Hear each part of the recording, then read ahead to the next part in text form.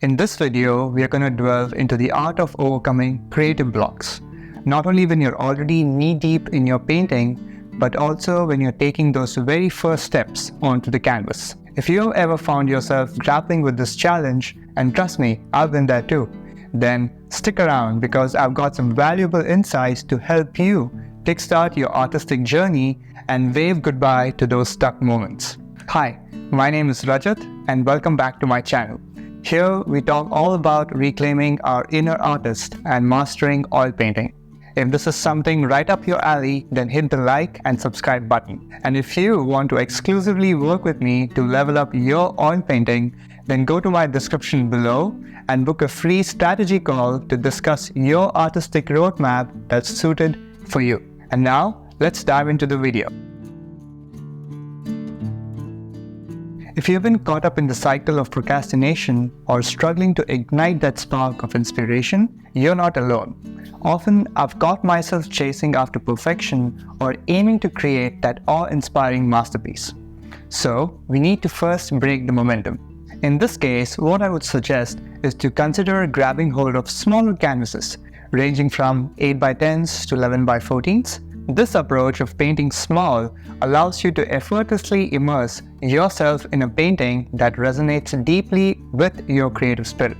Even these times, if I find myself having a moment and waiting for that perfect day, I just pick up small canvases and simply sift through my photograph and choose one that calls out to me. Now, with a compact canvas in hand, I'm ready for a fun painting session, full of experimentation with my paint. Remember, all we are doing here is moving the needle of momentum from being stuck to starting small, and rest is taken care by just having the shift. Sometimes, artists can start painting without having a clear plan, and this can get them stuck in the middle. This happens when you don't have an idea on what you want to create.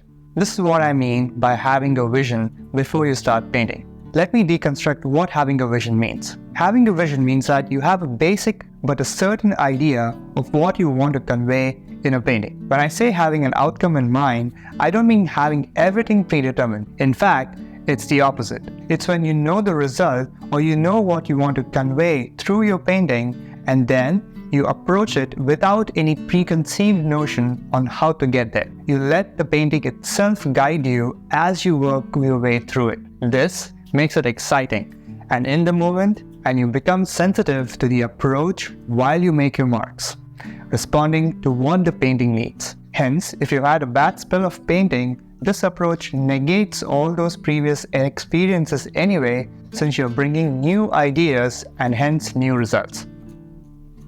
The next two aspects are a bit technical, so I thought of sharing a demo as I talk about them. You can also watch this entire demo of this painting on my channel. I'll leave a link below in the description.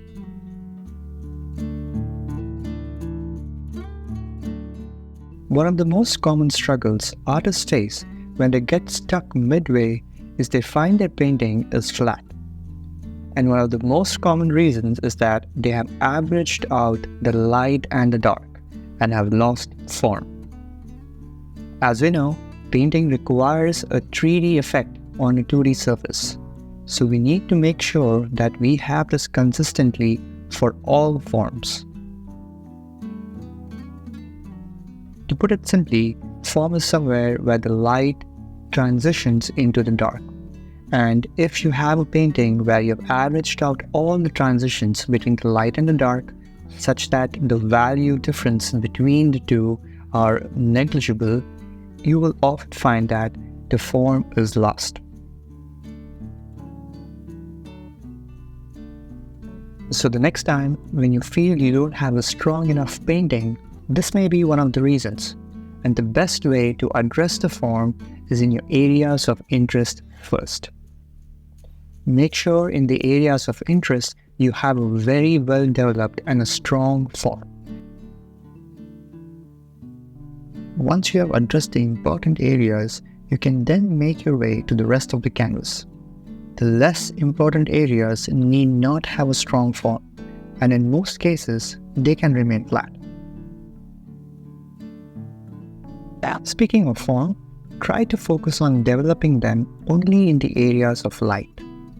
As you see in this painting, the shadows barely have any form. I try to keep my shadows flat and subtle.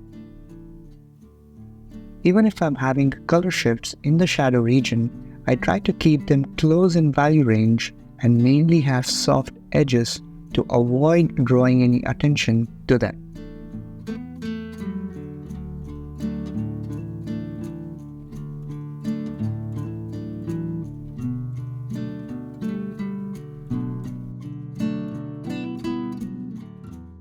The last problem I wanted to mention was the use of paint itself. Well, when it comes to oil painting, we have to use the paint and be able to manipulate it on the canvas. Well, remember, you have picked up the oil painting for a reason, and that's to have fun with paints. So you need to express it as well. If you love photorealism, well, this channel may not be for you. But if you like more expressiveness in your paintings, I would encourage you to show off some brushworks in your paintings. Brushstrokes, they are your signature. They are what separates your paintings with your peers. Sometimes, by just knowing that I have the ability to have fun with just making brushstrokes, most of my predicaments when it comes to perfection go away. Beginner artists usually tend to hide their brush marks, and this results to further delaying their unique style to show through. When we get so focused on attaining the similarity between the object and the painting, we forget our perception or our take on the subject. Oil painting is all about using the light as your guide and brushstrokes as your tool to convey your story through your unique voice. One of the simplest ways to get started is to have a still life setup. Pick up a pear or an orange and place it near the window so that you have the source of light coming in from one direction. And then try to make long and bold brushstrokes to paint the subject. Apply the same pressure from the start to the end of the brushstrokes and see how it feels. Also try to increase and decrease your length of the strokes. Practice this a few times and just have fun laying the paint down.